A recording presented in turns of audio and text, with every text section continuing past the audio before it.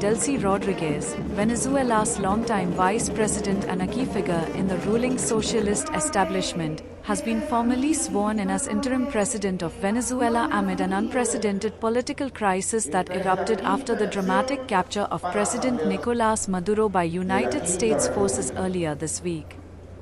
On 5 January 2026, during a session of Venezuela's National Assembly in Caracas, Rodriguez took the oath of office as interim president, administered by her brother George Rodriguez, who also serves as head of the pro-government legislature, in a ceremony attended by lawmakers largely loyal to the ruling United Socialist Party. The transfer of power came just 2 days after a high-stakes U.S. military operation in which troops seized Maduro and his wife, Cilia Flores, and brought them to New York to face criminal charges related to drug trafficking and other alleged offenses. Maduro and Flores pleaded not guilty in a U.S. federal court, while maintaining that the charges and their capture were part of a politically motivated campaign against Venezuela. Rodriguez, who had served as vice president since 2018 and concurrently held key roles including oil minister, addressed lawmakers with a message that mixed condemnation of external intervention and a pledge to lead Venezuela through an extremely delicate moment. In her speech, she referred to Maduro and Flores as heroes held hostage and expressed profound pain over their seizure while asserting her commitment to peace, social stability and protecting Venezuelans' interests. The Supreme Court of Venezuela had earlier issued a ruling directing Rodriguez to assume the presidency in an acting capacity to ensure administrative continuity and the defense of national sovereignty following Maduro's unexpected absence.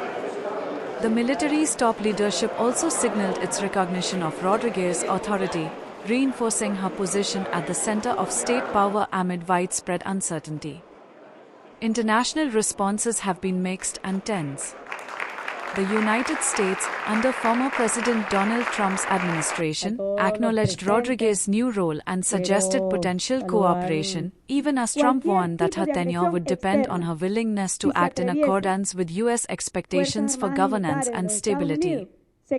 Russia, a long-standing ally of Venezuela's Bolivarian government, denounced foreign intervention and backed Rodriguez's interim leadership as a defense of Venezuelan sovereignty against what it described as neo-colonial threats.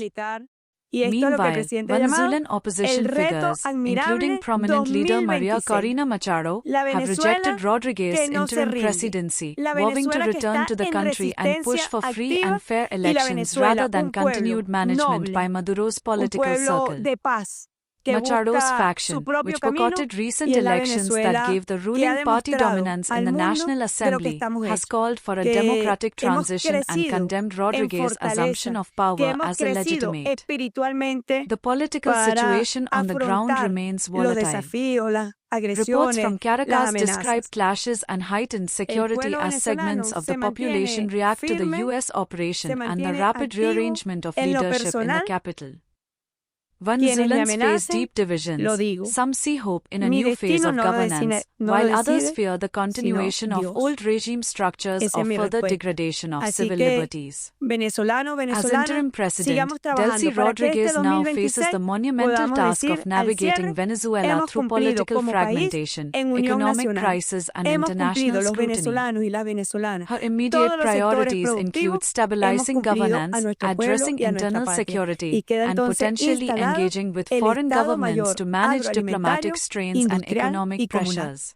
The coming days and weeks will be crucial in determining whether her leadership steers Venezuela toward a negotiated transition, a deeper crisis, or some combination of both. Who gave their